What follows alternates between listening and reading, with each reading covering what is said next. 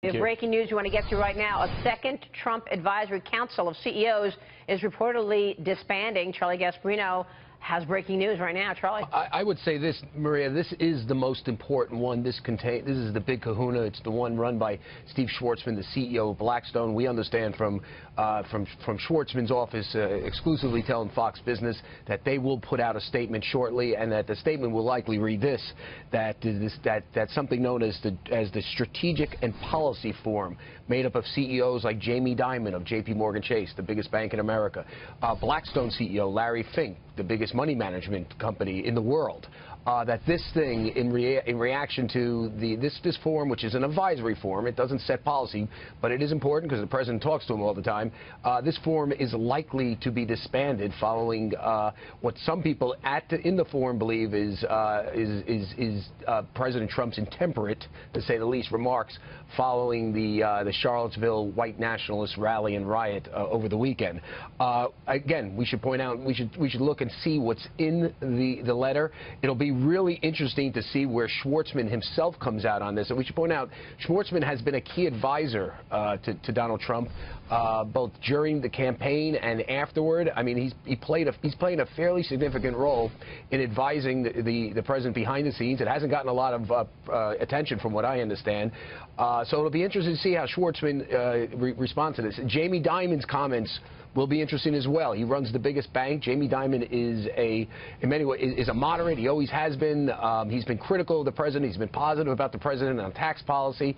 And here's the thing, Maria, why this is important. It's not like these are politicians. It's not like they can swing voters with a snap of their fingers. But there was a time when corporate America embraced Donald Trump because they liked this tax policy. The fact that they would do a 180 on him now following Charlottesville shows that they're worrying about the sort of the infection of what he was said, his tone, on their customers and on their business. And they run big businesses that deal with the public. We should point out, Jamie Dimon is runs the biggest bank in the country, one of the biggest in the world, I believe. You know, I don't know how many depositors, but I bet you there are millions. You know, Steve Schwarzman runs a private equity firm, but they own companies that people buy products from. Larry Fink runs an asset management firm. Well, guess what? They manage money for pension funds. They manage money for average people as well.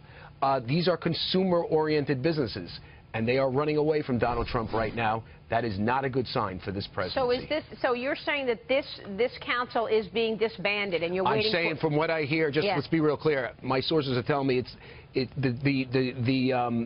press release is going to be released soon. It's likely to be disbanded. I don't have it fully disbanded yet. I know what I'm hearing. CNBC, we should report out, and Reuters, they're pointing out that it is disbanding. Right. I want to see it in paper before I say it is. Yeah. You know what, Charlie, what are you hearing in terms of the pressure that these guys are getting? I was on the phone with one CEO yesterday, and he told me, Maria, I'm getting calls nonstop telling me, step off the board, step off the council. Do you think that the left is calling all of the members on all of these councils and sort of putting the heat on to say, hey, you know, you've got constituent shareholders, or where's the pressure coming from? The shareholders, the board? What do you think? Listen, here's what I would tell you. I can't imagine that Jamie Dimon is going to be bullied by George Soros. Right. Okay. I can't imagine that Larry Fink is going to be bullied by George Soros. And Steve Schwarzman, too. Same. And Steve Schwarzman, too. What I do believe is, listen, I'm sure there's that pressure, because who would put it by Media Matters and all the rest of them to basically target these corporate America. But I would say this. I think they're more responding to what they believe will be a business pressure, customers reacting, because they believe that Donald Trump's remarks were just not the right remarks given what happened. They wanted him to be much harder, of course. To say the least.